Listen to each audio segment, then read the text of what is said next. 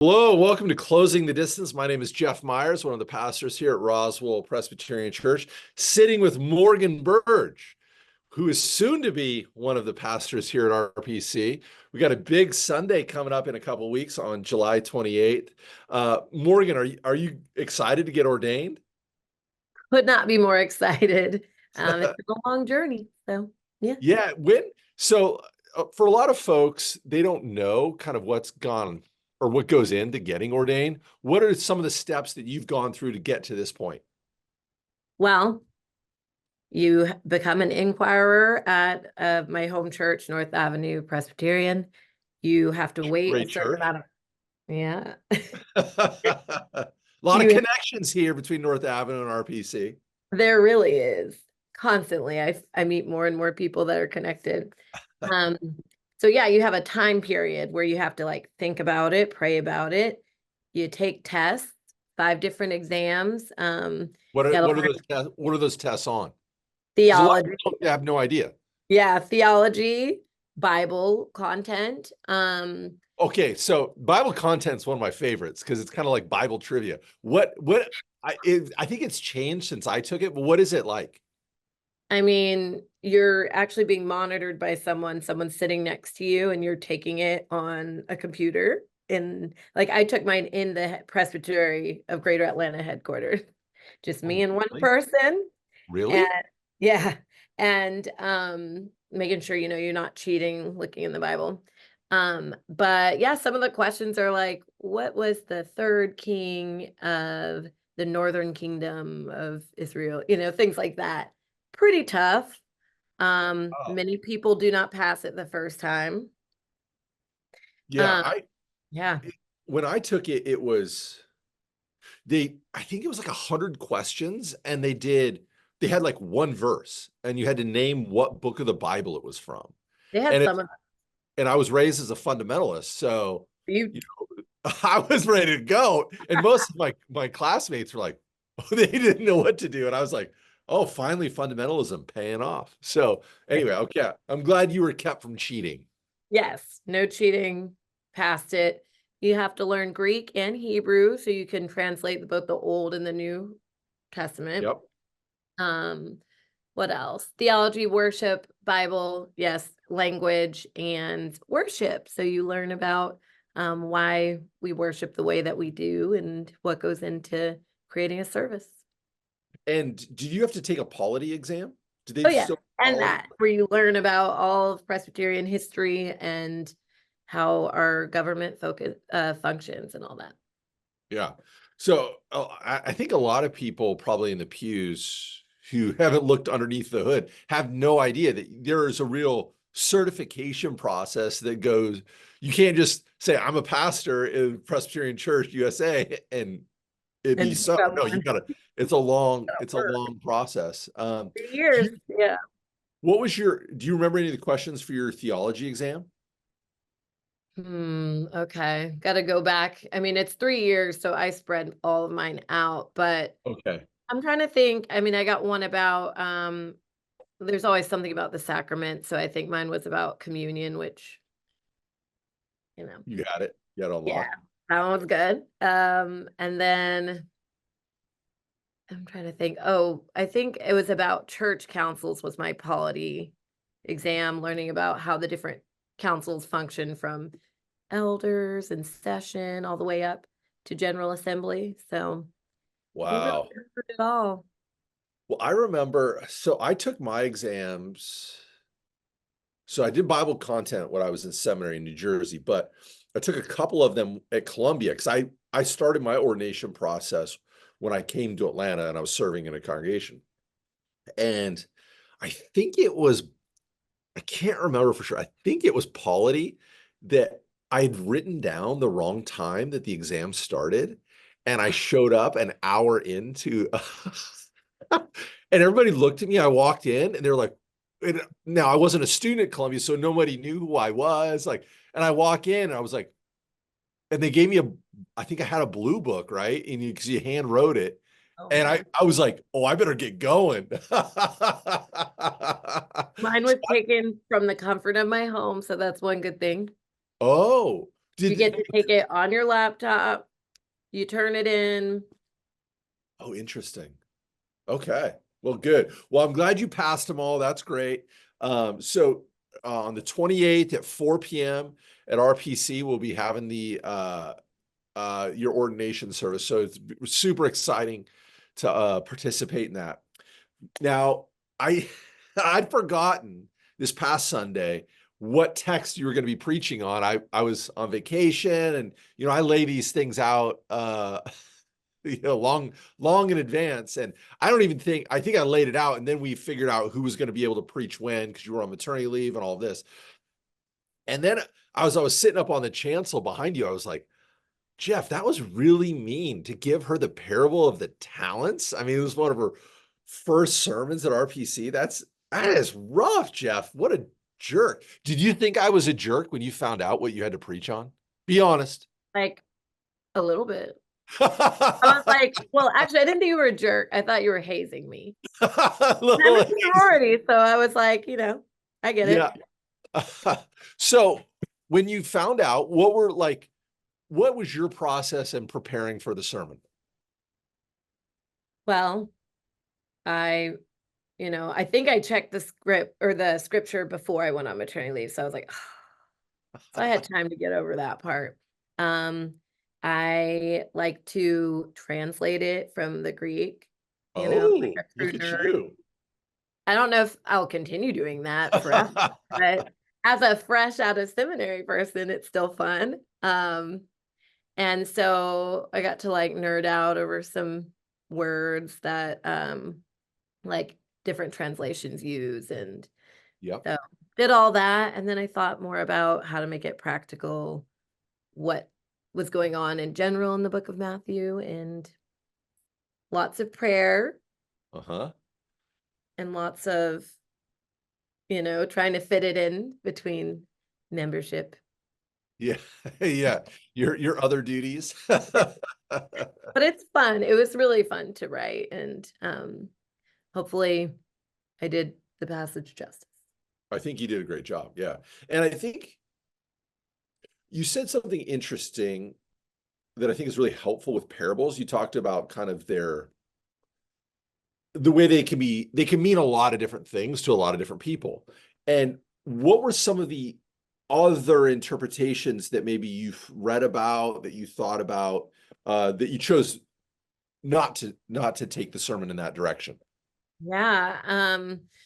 Something I do sometimes when I'm preparing for sermons is I listen to podcasts of people talking about it, just from different faith traditions too. I even listened to some Mormon women talking about the parable. It was so interesting. Oh, Yeah, you know, I what went fundamentalist, Mormon, all the things.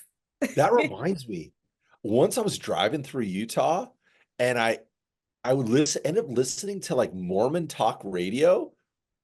It was fascinating. And they Is were it? talking about feminism, and it was very interesting. So that's an interesting podcast. It was. Maybe I'll revisit it. But they were explaining how in like the Mormon faith, this parable is used a lot to teach people how to be really hardworking, good workers. And I have a friend whose brother actually owns a company out there, and he was like, yeah, we pretty much exclusively hire Mormons because they are the best, most faithful, loyal, integrity filled workers. And I was like, wonder if it's because it's parable. Like it really is taught at a young age and Yeah, they yeah. embody it. It's working. Hey. So So if you had to if you had to, because I think you really walked a fine line deftly about, this is not about earning things, you yeah, know, uh, but it also is about trying, you it know, is. and how did you feel like you balance that tension in the parable? Yeah. To me, it's we do good works because of grace. Like they overflow because of all that we've been given. And because it's an honor and a joy to participate. in God's work. And Right. so for me, it's the reason why you may be doing very similar things to people who are, trying to earn God's favor, but it's yeah, like the outcome looks the same, but it's the heart behind it, I guess. Yes, yes. Okay, Morgan, as we're doing this summer, through this sermon series, we're soliciting questions from the congregation after the sermon. Um, and some of them are relevant to the sermon, and some of them are just from have nothing to do with it. So I've got a few here I want to ask you. Here's one. In reflecting on the parable used this morning and so many others used in Jesus' teachings, what do you think might be the most prominent messages throughout their use as it relates to us all?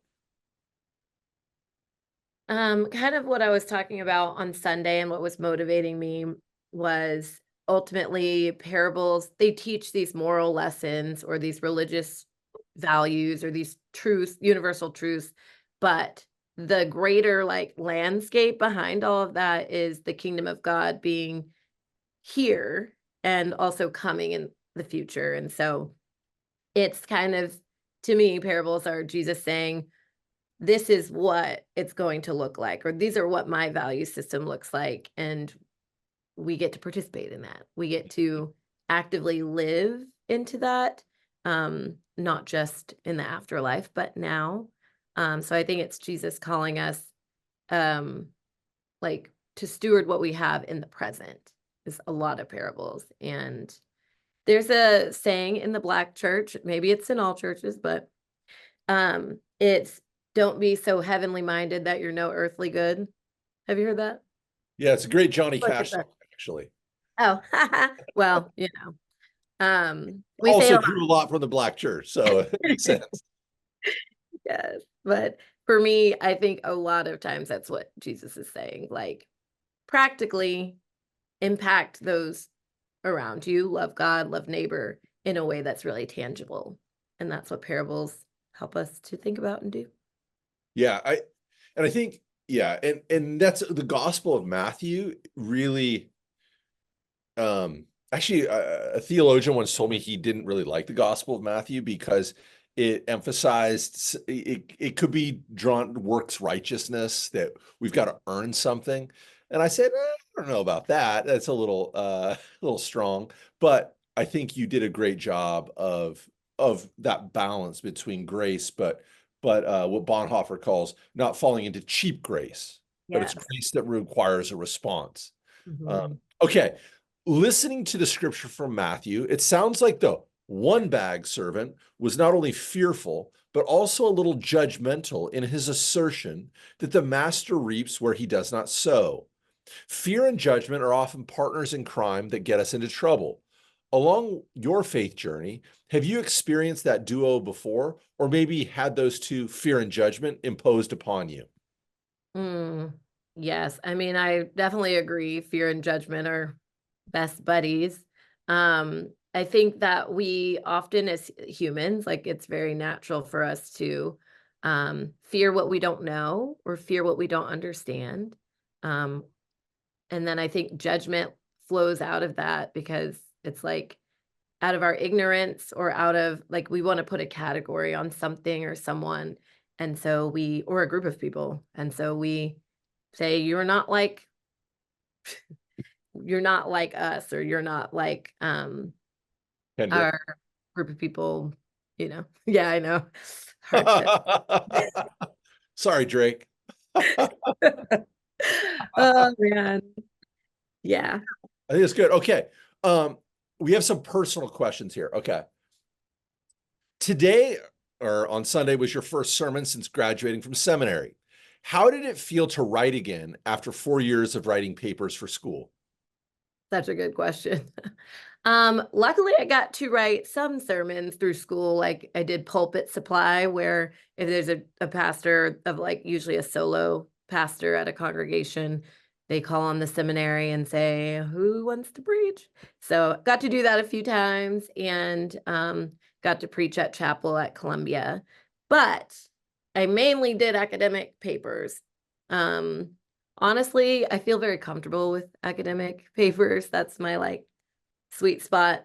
Mhm. So it's different. I think you really, when you're preaching a sermon to a congregation, you have to think about how to make it practical and really encourage people in their day-to-day lives. So I had to just exercise a different muscle. Yeah. Yeah, yeah. I remember I don't know if you feel like this, but I felt like when I left seminary, I described it as my brain was like all tied up in knots. And it Mm, took me years to kind of untie those knots. And like I go back and look at this, don't do this, but I go back and sometimes look at like my notes from when, in 2006 when I was just starting out. And I was like, what were you talking about? It was just like, it's embarrassing. It's just like, oh my gosh, you were so bad. So you're much further well along than I was. I'm Woo. sure that But bad. you spent, I mean, because you were obviously the area director for InterVarsity for a number of years. Did you preach in that role very often? I did, not super often, but we did fall conference, we did spring conferences, we did, kind of the summer camps. We so got to do like plenary speaking there. Um, what else? Yeah, sometimes when I was a campus minister at Georgia Tech, I would preach or I would invite someone else to preach and we would just Right. rotate that. So you had to do it Is if you were that. is preaching something you enjoy doing? I do. I do. Because I know a lot of folks, they want to be an associate pastor because they don't like preaching and they don't like that responsibility. And I was always somebody that liked doing it. So, but I was interested if I never asked you if you liked it. So I'm glad you like it. I do. You'll get I'm more excited shots. to get to do it at the women's retreat and everything. Yeah, dude. It's awesome. They're gonna be blessed. Unfortunately, I was not invited. Mm. Uh, okay, Morgan, between seminary, growing your family, and your RPC roles, I don't know how you would have time, but what do you like to do for fun besides unwrapping large saran wrap presents at Christmas? That's from the Women's I Advent. was gonna say that. I don't think I was there, so I missed that reference. And I like Weren't there. somebody remembers. Good memory. Um, so yes, I mean, I do feel like seminary basically was my hobby for like 4 years, but I really love to host events. Like me and my husband have a lot of parties. We have like a Super Bowl party, we have a Halloween party, we have a Christmas party, New Year's Eve, New Year's Day party. We host a lot. And that's super fun for us. It was like a deal breaker for houses that we were looking at to move when we moved to the area. We're like, is it a good hosting spot? That's Uh cool. yeah. And I love writing, like kind of fun fiction type things, but Oh, also really? academic writing. Yeah.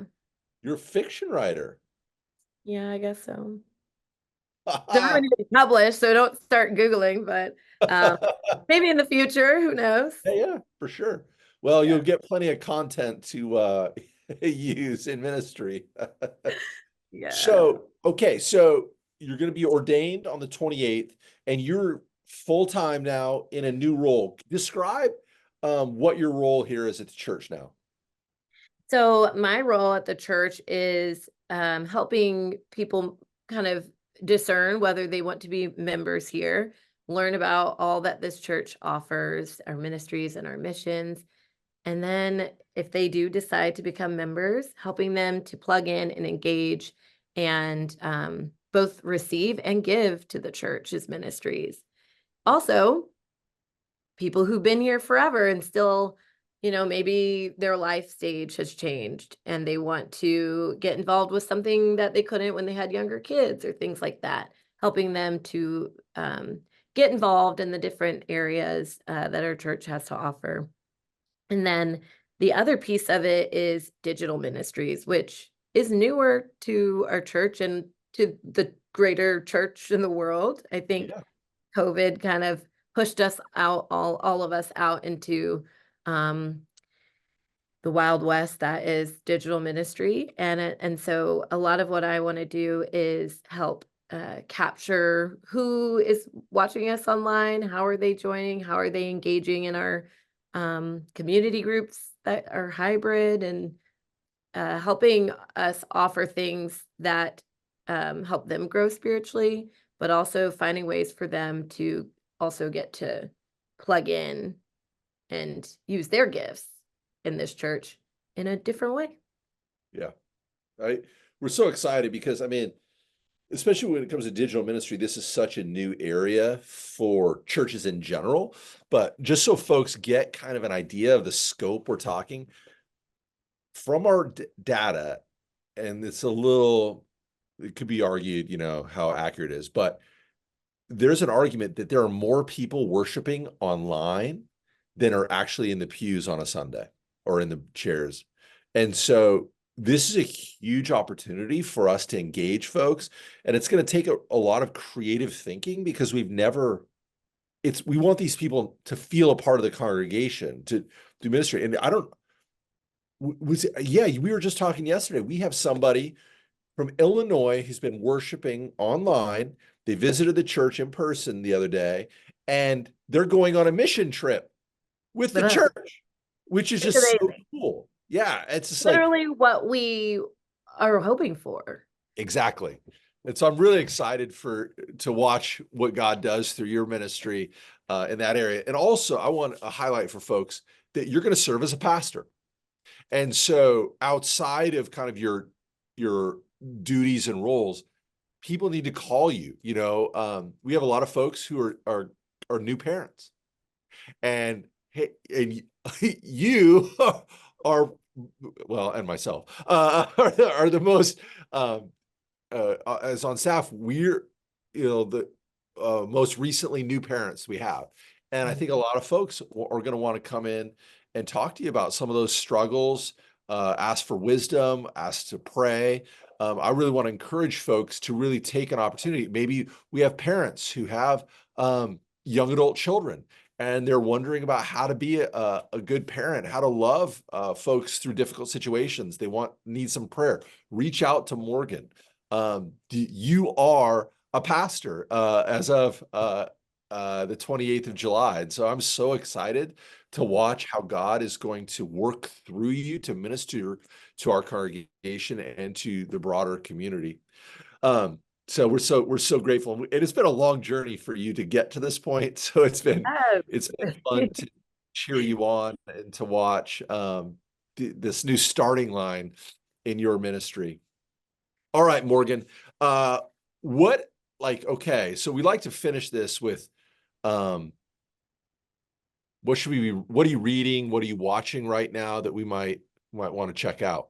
Listening to, we already got the Kendrick Lamar reference, Not Like Us.